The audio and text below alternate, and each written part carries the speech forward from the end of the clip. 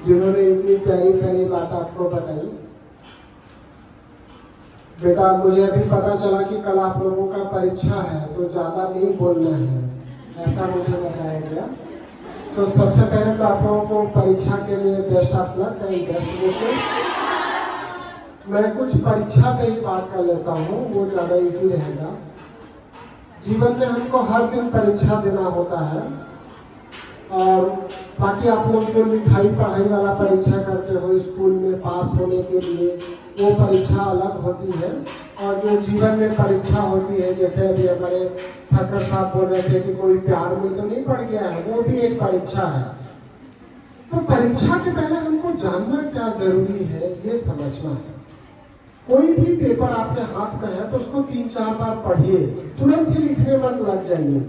जैसे ठाकर साहब ने बोला ना कि कोई प्यार में पड़ गया है तो पहले बताइए, तो उसको पहले परखिए, एकदम से प्यार में मत पड़ जाइए, उसको 2-4 बार 6 बार परखिए। अभी का जो समय है ना वो बहुत खराब है, लोग मिस यूज करते हैं आपका, तो मिस यूज होने से खुद को बचाना है।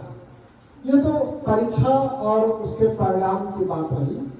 हमारा जो युवा वर्ग है, मतलब आप लोग हैं, जिस एज में है उसको हम लोग टीन एज बोलते हैं। टीन एज मतलब 13 to 19।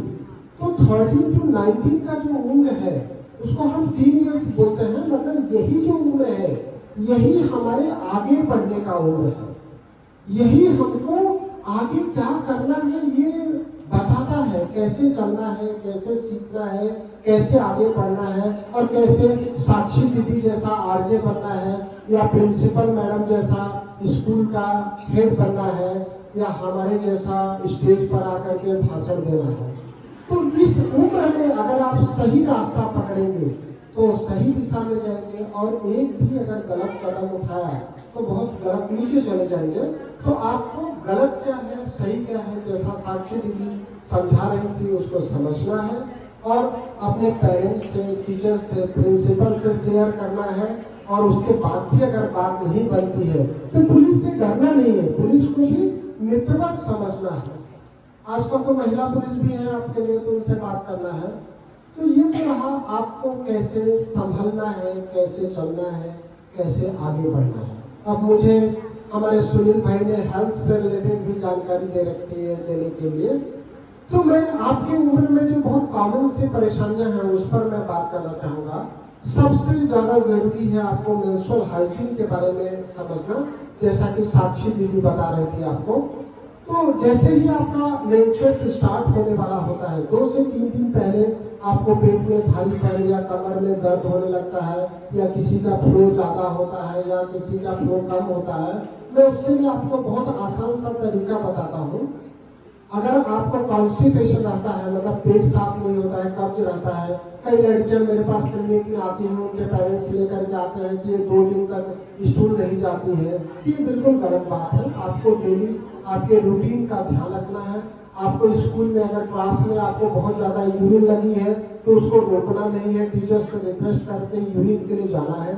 और अगर आपका साइकिल जो है, मेंस्ट्रुअल साइकिल एकदम रेगुलर है, तो उसके लिए आपको पैड लेकर के चलना है, ताकि स्कूल में आने के समय आपको परेशानी न हो जाए। और अगर इरेगुलर है तो उसके लिए आपको एक नियमित जो डेज है उसके पहले आपको प्रिपरेशन करना है। अगर आपको पेट दर्द होता है या कमर दर्द होता है उस समय, या व्हाइट डिस्चार्ज की परेशानी है, तो उसके लिए मैं आपको देसी प्रयोग बता रहा हूँ। घर में जो टब होता है जिसमें कपड़े धोते हैं मानो, तो उस टब में गर्म पानी भर लीजिए, गर्म पानी में थोड़ा सा डिटॉल या बेटाडीन डाल लीजिए, उसमें एक बार दिन में बैठने का प्रयास करें। उसको हम सिट बात बोलते हैं। ये सिट बात करने से आपको कमर का दर्द ठीक हो जाएगा, पेट का दर्द ठीक हो जाएगा, और जिनको पीसीओडी या पीसीओएस की परेशानी है वो बिल्कुल खत्म हो जाएगा।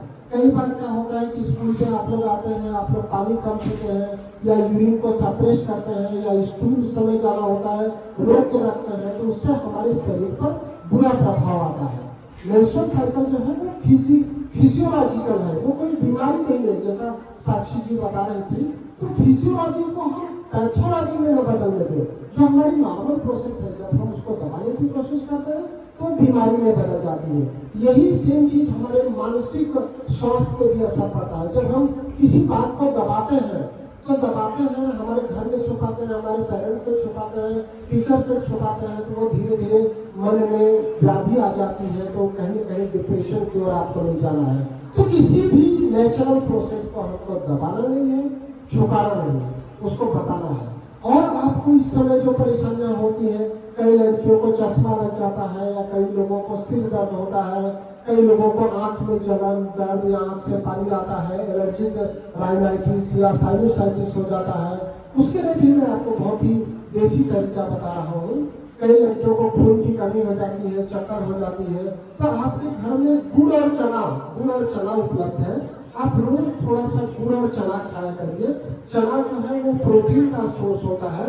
पढ़ने वाले बच्चों को प्रोटीन चाहिए। बादाम खा सकते हैं तो बहुत अच्छा, रोस्टेड बादाम खाइए, नहीं खा सकते हैं तो चना खाइए।